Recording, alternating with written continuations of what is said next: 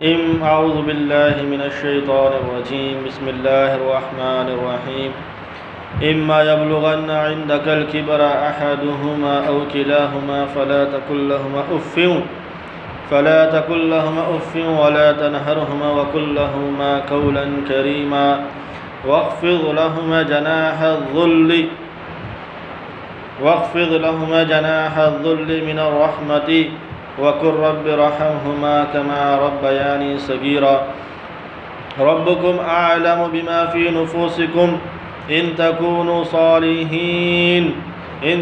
صالحين فإنه كان للأوابين غفورا. اس قرآن پاک کی ان آیتوں کا ترجمہ یہ ہے کہ اگر وہ یعنی ماں باپ تیرے سامنے یعنی تیری زندگی میں بڑھاپے کو پہنچ جائیں، چاہے ایک ان میں سے پہنچے یا دونوں، اور بڑھاپے کی بعض باتیں جوانوں کو گراں ہونے لگتی ہے اور اس وجہ سے ان کی کوئی بات یعنی بڑھاپے کی وجہ سے اگر ان کی کوئی بات تجھے گراں ہونے لگے تب بھی ان سے کبھی ہوں بھی مت کرنا اور نہ ان سے جھڑک کر بولنا، ان سے خوب ادب سے بات کرنا اور ان کے سامنے شفقت سے انکساری کے ساتھ جھکے رہنا اور یوں دعا کرتے رہنا کہ اے ہمارے پروردگار تو ان پر رحمت کر جیسا کہ انہوں نے بچپن میں مجھے پالا. اور صرف ظاہر داری ہی نہیں بلکہ دل سے ان کا احترام کرنا. تمہارا رب تمہارے دل کی بات کو خوب جانتا ہے. اگر تم سعادت مند ہو اور غلطی سے کوئی بات خلاف ادب سرزد ہو جائے اور تم توبہ کر لو تو وہ توبہ کرنے والے کی خطائیں بڑی کثرت سے معاف کرنے والا ہے. حضرت مجاہد رحمۃ اللہ علیہ سے اس آیت کی تفسیر میں نقل کیا گیا کہ اگر وہ بوڑھے ہو جائیں اور تمہیں ان کا پیشاب پخانہ دھونا پڑ جائے تو اف بھی نہ کہنا، کیونکہ وہ تمہارے بچپن میں تمہارا پیشاب پخانہ دھوتے رہے ہیں. حضرت علی رضی اللہ تعالی عنہ فرماتے ہیں کہ اگر اف سے بھی بے ادبی میں اف کہنے سے بھی کوئی ہلکا لفظ ہوتا، ہلکا کلمہ ہوتا تو اللہ تعالیٰ اس کو بھی حرام فرما دیتے. اگر بے ادبی میں اف کہنے سے بھی کوئی ادنا درجہ ہوتا تو اللہ تعالیٰ اس کو بھی معاف فرما دیتے. حضرت حسن رضی اللہ تعالی عنہ سے کسی نے پوچھا کہ ماں باپ کی نافرمانی کی مقدار کیا ہے؟ تو حضرت حسن رضی اللہ تعالی عنہ نے فرمایا کہ ان کو اپنے مال سے محروم کرے اور ان سے ملنا چھوڑ دے اور ان کی طرف تیز نگاہ سے دیکھے.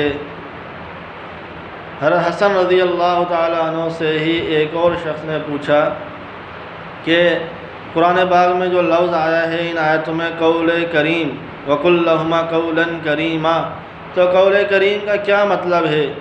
تو حضرت حسن رضی اللہ تعالی عنہ نے فرمایا کہ ان کو اماں ابا کہہ کر پکارا کرے، ان کا نام نہ لیا کرے، نام لے کر نہ پکار، ان کو اماں ابا کہہ کر پکار. زبیر بن محمد رحمۃ اللہ علیہ سے وہ فرماتے ہیں، وہ بھی اس کی تفسیر کرتے ہیں. اس کی تفسیر میں فرماتے ہیں کہ قول کریم کی تفسیر میں کہ جب وہ تجھے پکاریں تو ان کو حاضر ہوں کہہ کر پکارا کر، حاضر ہوں کہہ کر ان کو جواب دیا کر. حضرت قتادہ رحمۃ اللہ علیہ قول کریم کی تفسیر میں نقل کرتے ہیں، وہ فرماتے ہیں کہ ان سے نرمی سے بات کیا کرو، ماں باپ سے نرمی سے بات کیا کرو. حضرت سعید بن مسیب رحمۃ اللہ علیہ سے کسی نے عرض کیا کہ والدین کے ساتھ حسن سلوک کا تو بہت جگہ حکم ہے اور اس کا مطلب میں سمجھ بھی گیا، لیکن قول کریم کا جو حکم ہے اس کا مطلب مجھے سمجھ نہیں آیا. تو سعید بن مسیب رحمۃ اللہ علیہ نے جواب دیا کہ جیسے ایک بہت ہی سخت مجرم غلام سخت مزاج آقا سے بات کرتا ہے، اس طرح ماں باپ سے بات کر۔ سخت، بہت ہی سخت مجرم، وہ بھی غلام، اور کس سے بات کرتا ہے؟ سخت مزاج آقا سے بات کرتا ہے، اس طرح اپنے ماں باپ سے بات کر۔ یہ مطلب ہے اس کا قول کریم کا۔ حضرت عائشہ رضی اللہ تعالی عنہ فرماتی ہیں کہ آپ علیہ السلام کی خدمت میں ایک شخص حاضر ہوا اور ان کے سارے بوڑھے میاں تھے، تو آپ علیہ السلام نے ان سے کہا کہ یہ پوچھا یہ بوڑھے میاں کون ہیں؟ تو انہوں نے کہا یہ میرے والد ہیں۔ تو آپ علیہ السلام نے فرمایا کہ ان کے آگے نہ چلنا، ان سے آگے نہ چلنا، ان سے پہلے نہ بیٹھنا، ان کا نام لے کر نہ پکارنا اور ان کو برا بھلا نہ کہنا۔ حضرت عروہ رحمۃ اللہ علیہ سے کسی نے پوچھا کہ قرآن پاک میں ان کے سامنے جھکنے کا حکم آیا ہے، اس کا کیا مطلب ہے؟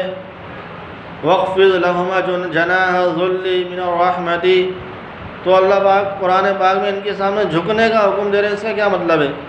تو عروہ رحمۃ اللہ علیہ نے جواب دیا کہ انہوں نے فرمایا کہ اگر وہ کوئی بات تیری ناگواری کی کر دیں، اگر ان سے کوئی تیری ناگواری کی بات ہو جائے، ماں باپ سے کوئی ناگواری کی بات ہو جائے، تجھے غصہ آ جائے، تیرے مزاج کے خلاف کوئی بات وہ کہہ دیں، تو ان کی طرف ترچھی نگاہ سے بھی نہ دیکھنا، کیونکہ ناگواری جو ہے وہ سب سے پہلے آنکھوں سے پہچانی جاتی ہے۔ اور حضرت عائشہ رضی اللہ تعالی عنہ حضور اکرم صلی اللہ علیہ وسلم کا ارشاد نقل کرتی ہیں کہ جس نے اپنے ماں باپ کو ترچھی نگاہ سے دیکھا وہ فرما برداروں میں سے نہیں ہے۔ حضرت عبداللہ بن مسعود رضی اللہ تعالی عنہ فرماتے ہیں کہ میں نے حضور صلی اللہ علیہ وسلم سے دریافت کیا کہ اللہ کے نزدیک سب سے زیادہ پسندیدہ عمل کیا ہے؟ حضور صلی اللہ علیہ وسلم نے فرمایا کہ نماز کا اپنے وقت پر پڑھنا۔ میں نے عرض کیا کہ اس کے بعد کون سا عمل ہے؟ حضور صلی اللہ علیہ وسلم نے فرمایا والدین کے ساتھ اچھا سلوک کرنا۔ میں نے عرض کیا اس کے بعد؟ حضور صلی اللہ علیہ وسلم نے فرمایا جہاد۔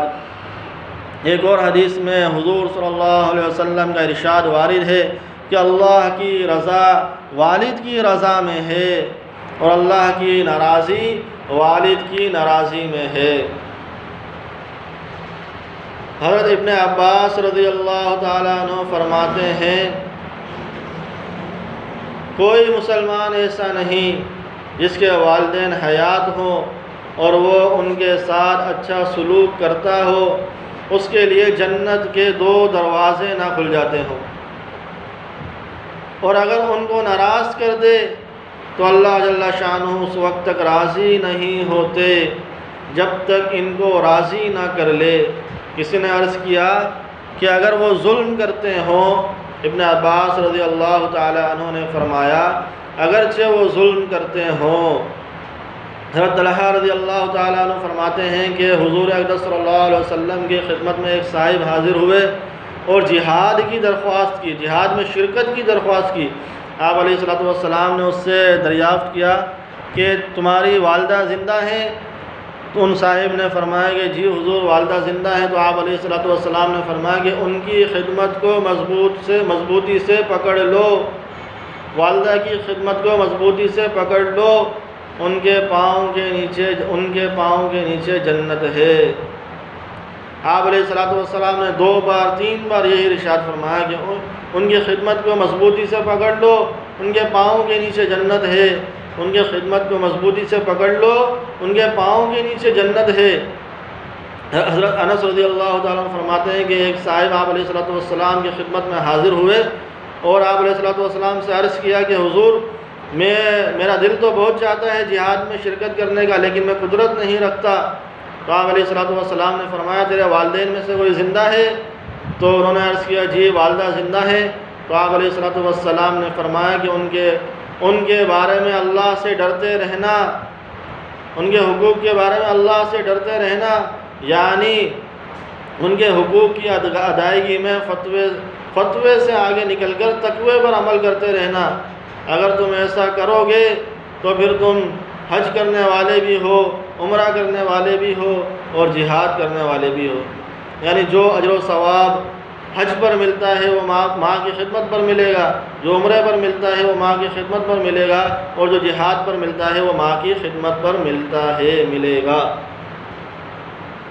حضرت محمد بن المنقدر کہتے ہیں کہ میرا بھائی عمر تو نماز پڑھنے میں رات گزارتا تھا اور میں والدہ کے پاؤں دبانے میں رات گزارتا تھا، مجھے اس کی کبھی تمنا نہ ہوئی کہ ان کی رات کا ثواب میری رات کے بدلے میں مجھے مل جائے۔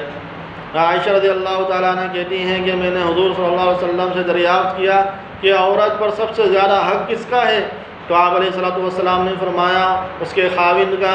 پھر میں نے عرض کیا، میں نے پوچھا حضور مرد پر سب سے زیادہ حق کس کا ہے؟ تو آپ علیہ السلام نے فرمایا اس کی ماں کا۔ اور آپ علیہ السلام فرماتے ہیں، آپ علیہ السلام نے ارشاد فرمایا کہ تم لوگوں کی عورتوں سے عفیف رہو، پاک دامن رہو، تمہاری عورتیں تمہارے ساتھ عفیف رہیں گی، پاک دامن رہیں گی۔ تم اپنے ماں باپ کے ساتھ نیکی کا برتاؤ کرتے رہو، تمہاری اولاد تمہارے ساتھ نیکی کا برتاؤ کرتی رہے گی۔ حضرت طاؤس رحمۃ اللہ علیہ کہتے ہیں، ایک بزرگ ہیں کہ ایک شخص کے 4 بیٹے تھے، وہ بیمار ہوا۔